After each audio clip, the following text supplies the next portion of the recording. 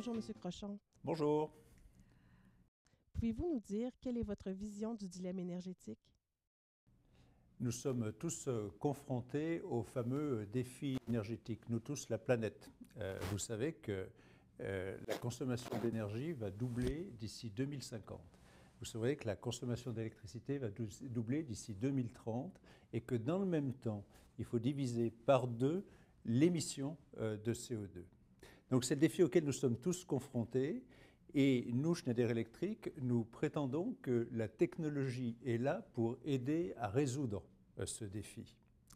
Il suffit de mesurer nos consommations d'énergie, de mieux les contrôler en automatisant le contrôle et en supervisant le contrôle pour aider tout le monde à faire ce qui est la mission, la vision de Schneider Electric, c'est-à-dire tous nous aider à faire plus tout en consommant moins de notre planète qui nous appartient à nous tous. Selon vous, qu'est-ce que l'engagement responsable? Nous pensons comme société Schneider Electric qu'il faut montrer l'exemple. C'est-à-dire, on dit aussi boire notre propre champagne. C'est-à-dire qu'il faut s'appliquer à nous-mêmes les recettes que nous recommandons à nos propres clients. C'est-à-dire que nous avons des plans d'action pour réduire nos émissions de CO2, pour optimiser nos transports, pour faire en sorte que nos usines dans le monde, nous avons plus de 200 usines dans tout le monde, consomment moins d'énergie, tous nos bâtiments administratifs consomment moins d'énergie, et en cela même, nous nous appliquons ces propres recettes. Par ailleurs, nous avons un programme qui s'appelle Green Premium, qui consiste à concevoir des produits plus protecteurs de l'environnement, et nous avons pour chaque produit une signature environnementale. Et nous cherchons aussi à aider nos clients à recycler les produits quand ils arrivent en fin de vie. Donc tout cela concourt à faire que Schneider soit meilleur protecteur de l'environnement.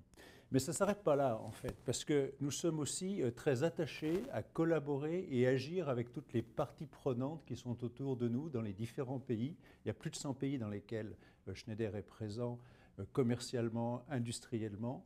Et là, dans tous ces pays, nous collaborons avec la société, les parties prenantes, dans un programme, par exemple, Bebop, qui consiste à aider dans quelques pays, je pense principalement à l'Inde, à l'Afrique, à donner accès à l'électricité à des tas de populations qui, pour le moment, n'ont pas accès à l'électricité.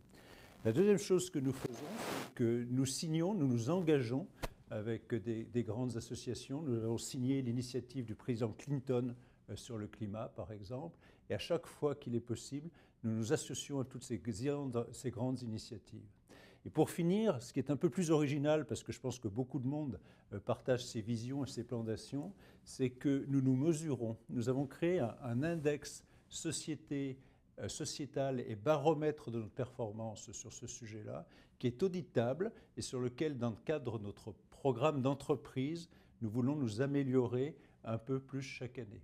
Et nous sommes très heureux à ce titre-là d'être reconnus dans les grands classements internationaux dans les sociétés qui sont porteuses de ces vertus environnementales et protectrices de l'environnement.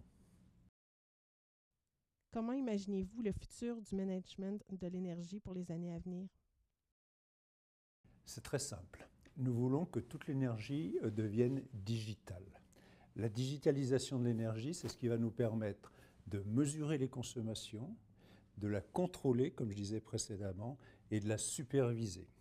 Et Schneider Electric déploie ses offres et ses approches commerciales dans tous les grands segments du marché, que ce soit les bâtiments, les usines, les infrastructures, les mines, les villes.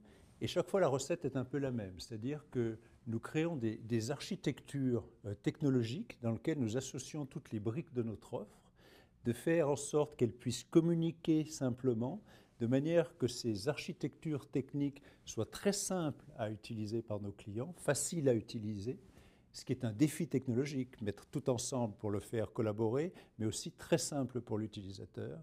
Et ensuite, nous construisons tous les tableaux de bord qui permettent de mettre en œuvre ces réductions de consommation d'énergie. Et en général, on dit que par rapport à un site qui n'est pas équipé de solutions techniques qui existent aujourd'hui, il est possible et facile d'atteindre des économies de l'ordre de 20 à 30%.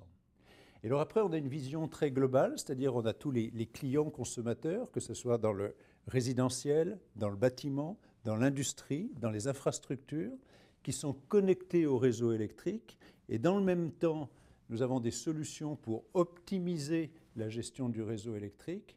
Donc nous gérons la demande, nous gérons l'offre d'électricité, nous connectons les deux et nous optimisons la demande en fonction de l'offre, et c'est notre vision du smart grid dont tout le monde parle aujourd'hui, totalement intégré dans une architecture collaborative et intégrée. Donc voilà, en un mot, nous voulons rendre l'énergie digitale pour la mettre à notre service et pour faire plus en consommant moins.